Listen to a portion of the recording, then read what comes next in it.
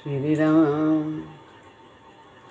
गुरुर्ब्रह्मा गुरुर्विष्णु गुरुर्देव महेश्वरा। गुरु साक्षात् परब्रह्म तस्मै श्री गुरुवे नमः। श्री राम।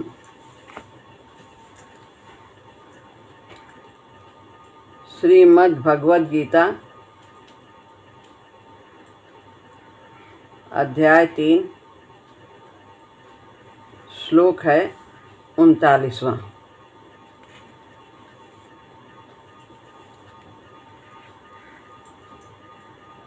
आवृतं ज्ञानमेतेन ज्ञानिनो नित्यवैरिणा कामरूपेण कौन्तेय दुष्पूरेणानलेन च।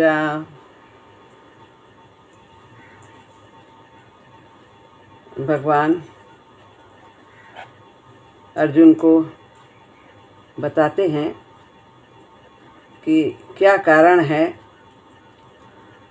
कि पाप जानते हुए भी व्यक्ति उसे दूर नहीं कर पाता। तो पिछले श्लोक में भी यही बताया और इसमें भी उसी बात को और पुष्ट करते हैं।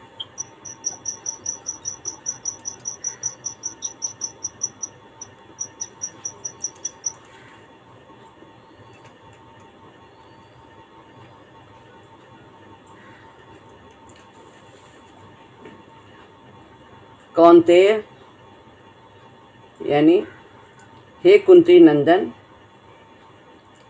एतेन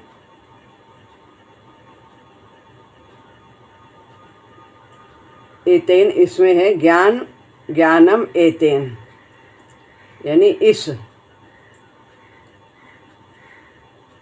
और अनलेन दुष्पूरेणा, अनलेन चा नीचे की लाइन में है।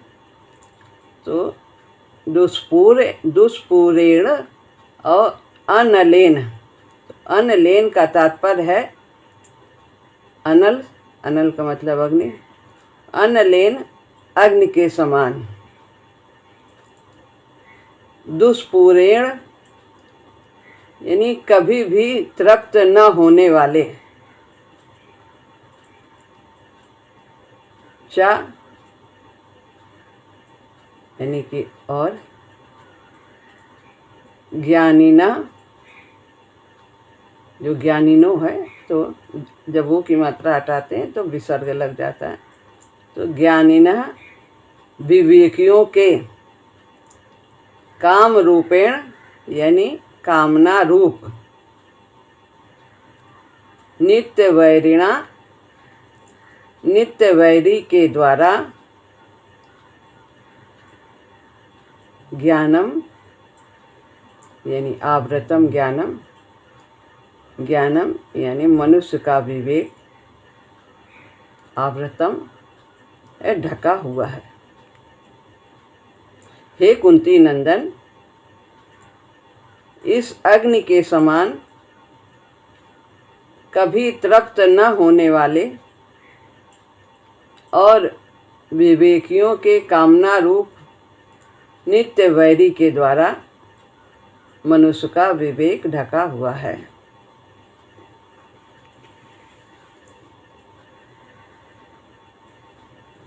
अग्नि के समान, अग्नि कभी भी तृप्त नहीं होती, उसको और डालो घी, और डालो घी, जितना डालो वो और बढ़ती चली जाती है। इसी तरह जितनी कामना करते जाते हैं उतना ही ये और बढ़ती चली जाती है। तो इसे नित्य वैरी समझना है, मित्र ये हमारा नहीं है कामना। और इसी के कारण हमारा विवेक ढका हुआ है कि क्या करना चाहिए, क्या नहीं करना चाहिए, क्या उचित है, क्या अनुचित है, किसको करने से हमारा कल्याण होगा। तो यह विवेक लुप्त हो जाता है कामना के कारण।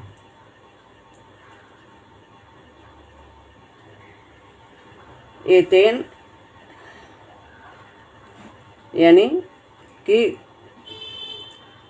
पाप करवाने में मुख्य कारण ये काम ही है। ये आरंभ में कम रहता है, फिर लेकिन जैसे जैसे हम सांसारिक पदार्थों से अपना संबंध जोड़ते हैं, उनको महत्व देते हैं, उनसे सुख प्रतीत करते हैं, उतना ही ज़्यादा ये और बढ़ते चले जाते हैं। फिर मनुष्य निषिद्ध कर्म करने लगता है, वो विकर्म करने लगता है। उसी कामना के लिए यहाँ पर एतेन पद आया है। दुष्पूरेणा नलेन च, दुष्पूरेणा यानी कभी भी तृप्त न होने वाले, अनलेन च अनल के समान है कामना। जैसे अग्नि में घी की आहूत देते रहने से अग्नि कभी तृप्त नहीं होती और बढ़ती चली जाती, ऐसे ही कामना के अनुकूल भोग हम उसको देते हैं तो वो तृप्त नहीं होती, फिर वो बार बार मांगती, बार बार उसकी चाह होती। जो भी वस्तु सामने आती है, कामना अग्नि की तरह उसे खाती चली जाती। कुछ भी है और चाहिए और चाहिए, धन भी चाहिए और भी चाहिए, जन भी, मान सम्मान और चाहिए और चाहिए। तो ये महासनो और महापापमा बताया है। इसका कभी भी पेट नहीं भरता। ये महाराज जी ने कहा ये ऐसी राक्षसी है कि इसको कभी तृप्त किया ही नहीं जा सकता। तो ये पहले होती है, जो साइकिल के जो पहिए हैं, 3 पहिए, उसमें पहिए में 3 तीली है और ये पहिया हरदम घूमता रहता है। पहले होता है कामना और फिर होता है प्रयत्न और उसके बाद होती है प्राप्ति और फिर वो कामना पे आ जाती है घूम करके और फिर प्रयत्न और फिर प्राप्ति। इसी तरह ये पहिया चलता रहता है जीवन पर्यंत।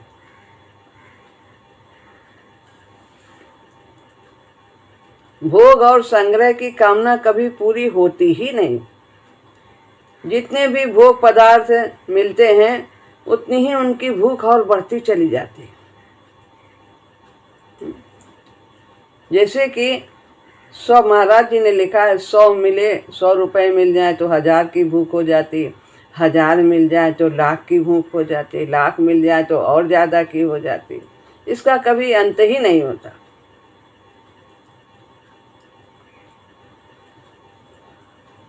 इस प्रकार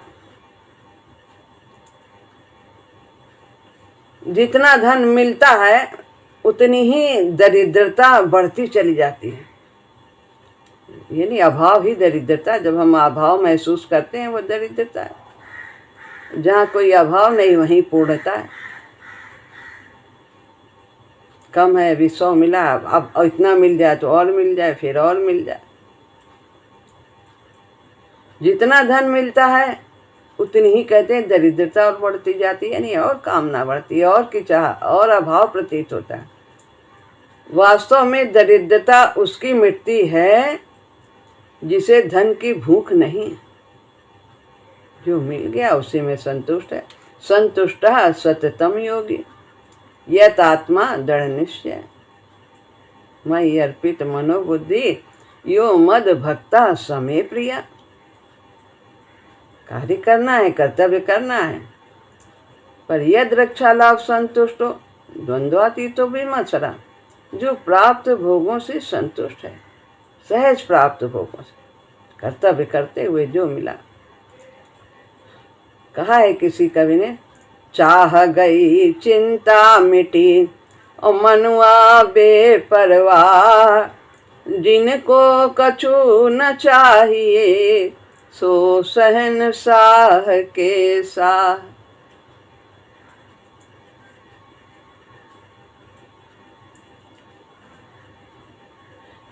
कामना से रहित कब हो सकते हैं?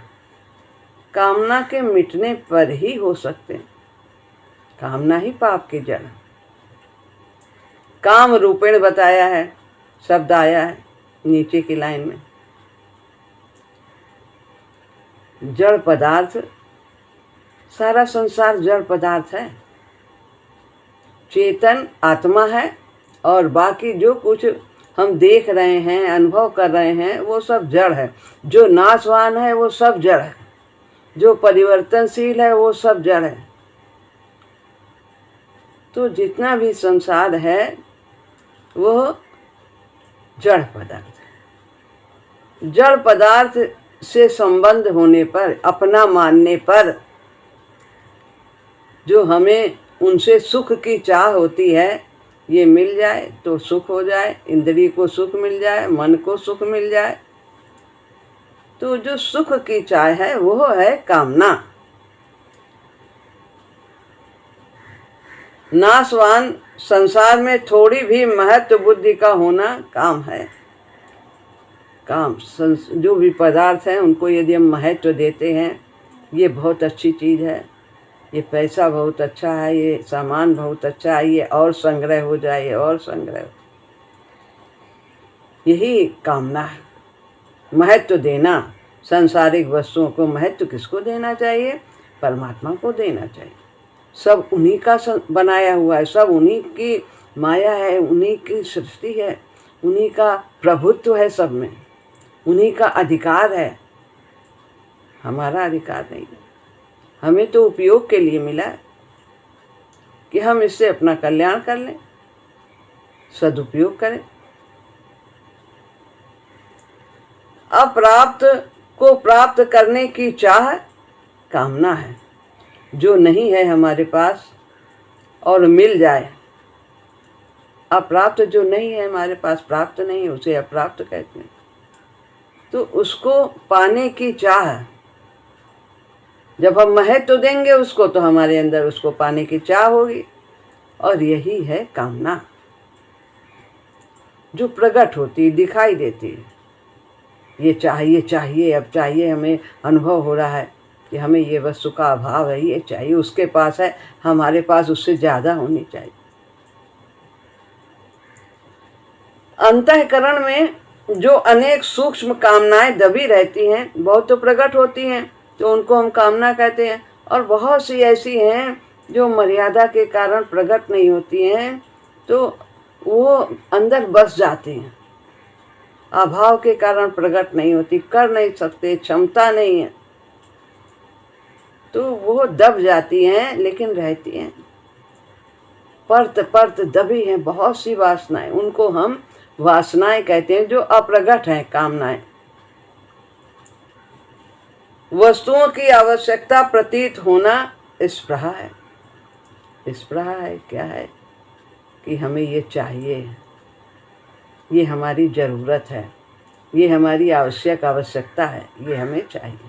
कामना तो बहुत विस्तार होती है, लेकिन आवश्यकता की पूर्ति के लिए जो चाह है वो स्पृहा कही जाती है। वस्तु में उत्तमता और प्रियता दिखना आसक्ति है। ये बहुत अच्छी चीज़ है, ये हमें बहुत सुख देती है, इससे हमें बहुत आराम मिलता है। हमें ये चाहिए, इसका संग्रह करना चाहिए, ये है और बढ़ जाए, ये कभी घटे ना। जो प्राप्त है उससे आसक्ति, ये हमारी ममता जो होना है, महत्व देना है, प्राप्त वस्तु ये ऐसी ही बनी रहे और इसमें कोई कमी ना आए, बढ़ता ही जाए, ये है हमारी आसक्ति, कभी वियोग ना हो। वस्तु मिलने की संभावना रखना आशा है। उम्रे दराज मांग के लाए थे 4 दिन, 2 आरज़ू में कट गए 2 इंतजार में। अब मिल जाएगा, अब मिल जाएगा, जरूर समय आने वाला है, इतने दिन बाकी है, ऐसा काम बन जाएगा। ये आशा तो संभावना है कि हमारा ये काम हो जाएगा, हमें ये मिल जाएगा, तो ये आशा कही जाती है। और अधिक वस्तु मिल जाए, जितनी है इससे भी ज़्यादा मिल जाए और मिल जाए। ज्यों प्रति लाभ लोभ अधिकाई, जितना लाभ होता है लोभ उतना ही और बढ़ता चला जाता है। इसको हम लोभ कहते हैं, या तृष्णा। लोभ या तृष्णा एक ही बात। तो ये सभी काम के रूप हैं। वस्तु की इच्छा और अधिक बढ़ने पर याचना होती है, मांगते हैं। अपने से बड़ों से मांगते हैं, भगवान से मांगते हैं, देवी देवता से मांगते हैं, मांगते रहते हैं। ये सांसारिक वस्तुएं, ये सब कामना है। ज्ञानिनो नित्य वैरिणा, ये जो है नित्य वैरी है। ज्ञानिनो यानी विवेकियों के लिए ये नित्य वैरी है, सभी के लिए। यहाँ ज्ञानिना पद साधन में लगे हुए विवेकशील साधकों के लिए आया है। ये नहीं कि जो सिद्ध हो गए उनके लिए आया। भगवान ने ज्ञानी को ज्ञानी त्वात्मयि व मे मतम कहा है 7वें अध्याय में। चतुर्विधा भजन्ते मां, 4 प्रकार के मेरे भक्त हैं सब। आर्तो जिज्ञासुरर्थार्थी ज्ञानी चा भरतर्ष। तो इनको सबको भक्त बताया भगवान।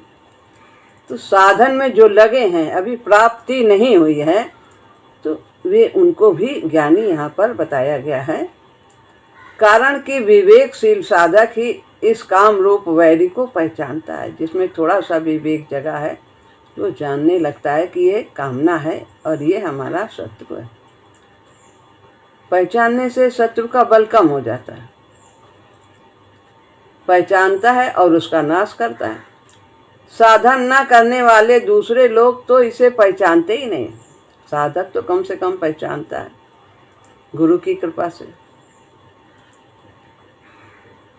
तो सामान्य लोग इसे नहीं पहचानते, वरन इससे और सुख का अनुभव करते हैं कि हमें सुख देने वाले हैं ये पदार्थ सब।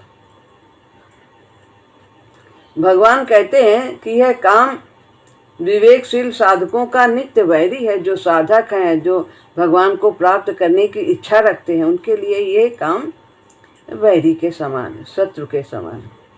कामना उत्पन्न होते ही विवेकशील साधक को विचार आता है कि अगर है ऐसी कामना तो कोई मुश्किल आएगी। कामना में संसार का महत्व और आश्रय रहता है, और जो साधक है उसे परमात्मा का आश्रय चाहिए। और हम सोचते हैं धन से सुख मिल जाएगा, जन से सुख मिल जाएगा, बहुत बड़ा बंगला हो जाएगा, उससे सुख मिल जाएगा। तो आश्रय हम संसार का लेते हैं कामना जब उत्पन्न होती है। लेकिन जो साधक है उसका तो उद्देश्य परमात्मा होना चाहिए। वो परमात्मा के ही परायण उसे होना चाहिए। तो जो संसार का महत्व है, जो संसार का आश्रय लेता है, वो परमार्थिक मार्ग में बाधक है। तो ये नहीं कि हम छोड़ के सब चले जाएं। वो सब है, दिया है, किसका है? प्रभु का है, भगवान का माने और उन्हीं की सेवा में लगाएं। सेवा में ये नहीं कि मंदिर में सब चढ़ा दें जाके, लेकिन भगवत भाव से जो भी हम कर्म करें वो भगवत भाव से करें, निष्काम भाव से करें। जरूरतमंद के लिए उसका उपयोग करें, उनकी सेवा में भी लगाएं। विवेकी साधक को कामना आरंभ से ही चुभती है। परिणाम में तो कामना सबको दुख देती है वास्तव में। इसलिए साधक की यह नित्य वैरी है।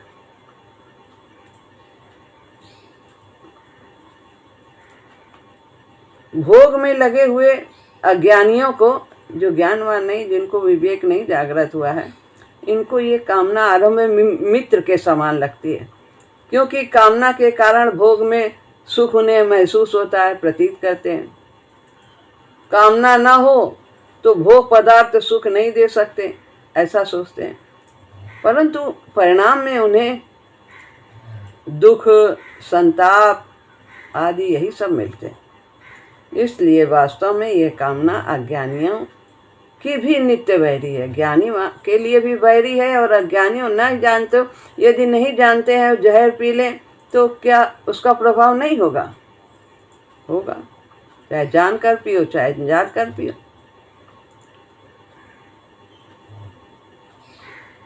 परंतु अज्ञानियों को जागृत नहीं रहती, जबकि विवेकशील साधक को जागृत रहती कि ये शत्रु है, ये हमारा नुकसान करेगा, हमें परमार्थ से विचलित करेगा। आवृतम ज्ञानम, यहाँ है ऊपर की लाइन में, इसका अर्थ बताते हैं कि ज्ञान को ढके रहता है कौन? कामना। विवेक प्राणी मात्र में है, सब में विवेक है, लेकिन पशु पक्षियों में वो प्रकट नहीं होता है। एक आवश्यकता, एक सीमित आवश्यकता तक उनका विवेक रहता है, अपने जीवन निर्वाह तक।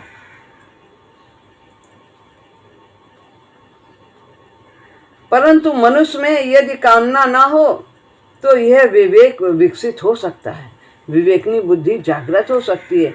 विवेक के कारण पहले भी बताया है कि जैसे अग्नि को धुआं ढक लेता है और दर्पण को मल ढक लेता है, गर्भ को जेर ढक लेता है, इसी तरह से विवेक को ये कामना ढक लेती है और वो प्रकट नहीं होती, क्योंकि कामना के कारण ही मनुष्य का विवेक ढका रहता है। और विवेक ढका रहने से मनुष्य अपने लक्ष्य परमात्मा की ओर बढ़ ही नहीं सकता, वो इन्हीं भोग पदार्थ में ही सुख अनुभव करेगा। और जो आए थे करने वही ना किया, और सामा जुटाता रहा ठाठ का, आसमां फट पड़ा जब पड़ी ठोकरें, अहम मोह बिखरा हृदय पाठ का। और धोबी के कुत्ते से दुर्गत हुई, न घर का हुआ न किसी घाट का। पूरा जीवन ऐसे ही बर्बाद हो जाता, इतना अमूल्य जीवन। तो कामना के कारण हमारा विवेक ढक जाता है कि हमें क्या करना चाहिए, इस शरीर का किस प्रकार से सदुपयोग करें, प्राप्त वस्तु का किस प्रकार से सदुपयोग करें। विवेक तो रहता है सब में। जैसे कि अपने प्रति कोई अप्रिय और असत्य बोले तो बुरा लगता है, और अच्छा बोले तो अच्छा लगता है। इसका ये अर्थ हुआ कि सबको अच्छे बुरे का ज्ञान है, लेकिन ज्ञान होते हुए भी वो दूसरों से गलत व्यवहार करता है। ज्ञान है और जो उसको करना चाहिए वो नहीं करता, जानता है कर्तव्य पालन करना चाहिए लेकिन फिर भी नहीं करता।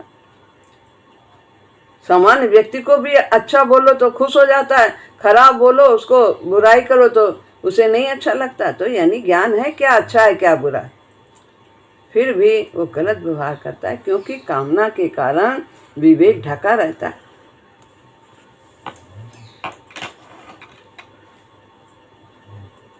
जब मनुष्य किसी वस्तु की कामना करता है तब वो पराधीन हो जाता है, वो सुखी नहीं रहता जब तक वो वस्तु से प्राप्त नहीं होती है, तो वो उसके अधीन हो जाता है।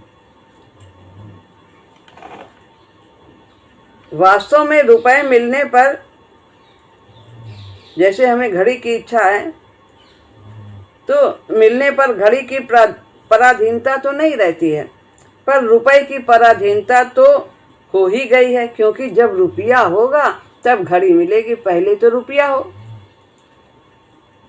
तो इस तरह से वस्तु में कामना नहीं है, हमारे अंदर जो लोभ है, जो पाने की चाह है, वो है कामना। तो धन से हमारा मन धन से जुड़ गया। जैसे वस्तु की कामना होने से वो वस्तु के पराधीन हुआ, ऐसे ही रुपयों की कामना होने से रुपए के पराधीन हुआ। पराधीनता तो वैसी ही रही, चाहे वस्तु के प्रति हो चाहे रुपए के प्रति, सब जड़ पदार्थ ही तो है। परंतु कामना से विवेक ढका जाने के कारण मनुष्य को वस्तु की पराधीनता का तो अनुभव होता है, पर रुपयों की पराधीनता का अनुभव नहीं होता। वस्तु नहीं है, वस्तु नहीं है, वस्तु नहीं है।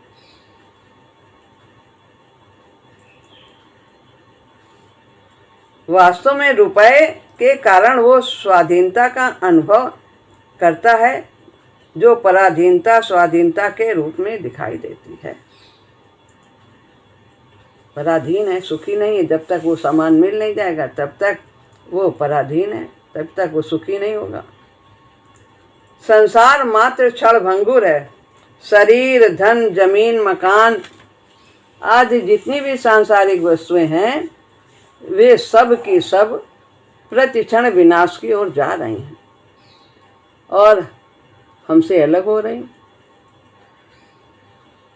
प्रतिक्षण इस शरीर भी प्रतिक्षण नाश की ओर जा रहा है, परंतु भोग भोगते समय उनकी क्षणभंगुरता का ज्ञान नहीं रहता।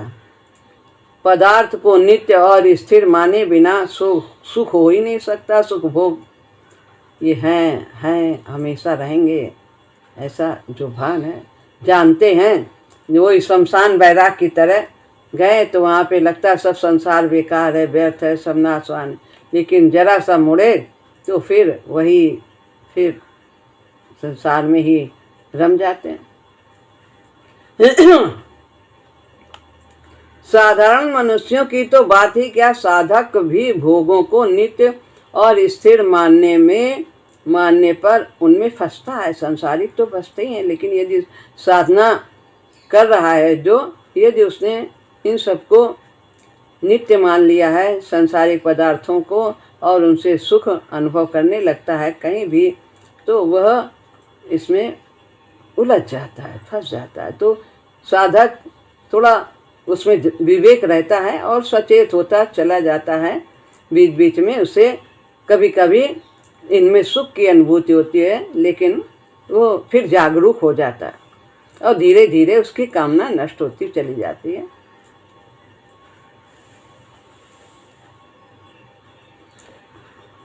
मनुष्य को सदा के लिए महान, विशेष बात है, मनुष्य को सदा के लिए महान बनाने के उद्देश्य से भगवान कामना को नित्य वैरी बताकर उससे बचने के लिए सावधान करते हैं, क्योंकि कामना ही संपूर्ण पापों और दुखों का कारण है।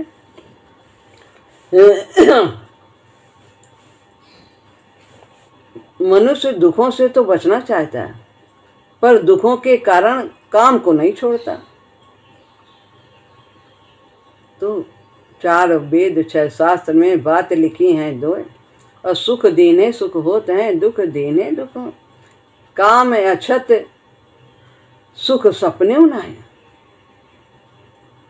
जब तक कामना है तब तक सुख स्वप्न में भी नहीं मिल सकता। तो भगवान यहाँ अनलेन दुष्पूरेण पद से ये बताते हैं कि भोग पदार्थों से कामना कभी पूरी नहीं होती है। जैसे अग्नि में घी डालने से कभी अग्नि शांत नहीं होती है, ऐसे ही भोग पदार्थों के द्वारा हम अपनी कामना को तृप्त नहीं कर सकते। तो केवल प्रभु की शरण आने में ही आगे श्लोक बताएंगे कि ये काम और क्रोध कैसे जाएंगे। एक यही रास्ता है, एक तो हम इनको अपने ज्ञान के द्वारा दबाएं, और एक दूसरा रास्ता है जो शरणागति का मार्ग है। तो प्रभु की शरण आने से ये हमारे जो काम और क्रोध जो बैरी हैं ये स्वतः ही प्रभु की कृपा से ये शांत होते हैं। प्रभु हमारी ओर से लड़ाई करते हैं, हमें नहीं युद्ध करना पड़ता। और जब प्रभु उससे लड़ाई करेंगे तो प्रभु तो जीत जाएंगे, क्योंकि सारा कुछ उन्हीं का तो बनाया हुआ है, वो उनसे कैसे जीत सकता है। तो इस प्रकार शरणागति में प्रभु हमारी ओर से उसका सामना करते हैं और हमारे इन विकारों को दूर करते हैं। तो बस यहाँ पर यही बताया है। साधन की मुख्य बाधा है संयोग जन सुख की कामना। यह बाधा साधन में बहुत दूर तक रहती है। जब आरंभ करते एकदम से नहीं समाप्त होती है, रहती है, धीरे धीरे शांत होती है। साधक जहाँ सुख लेता है वहीं अटक जाता है, यहाँ तक कि वो समाधि का भी सुख लेता है तो वहाँ अटक जाता है। सात्विक सुख की कामना आसक्ति भी बंधन का कारण हो जाती है। सात्विक सुख क्या है? हम बहुत भजन किया, हमने बहुत दान किया, हमने इतना अच्छा किया, कितना उससे अच्छा हमने उसकी सेवा की, इसको करके हम सुख का अनुभव करते हैं। तो सात्विक में हम इससे सुख और ज्ञान से बन जाते हैं। हम बड़े ज्ञानी, हम अच्छा कार्य करते हैं, हम कभी गलत नहीं।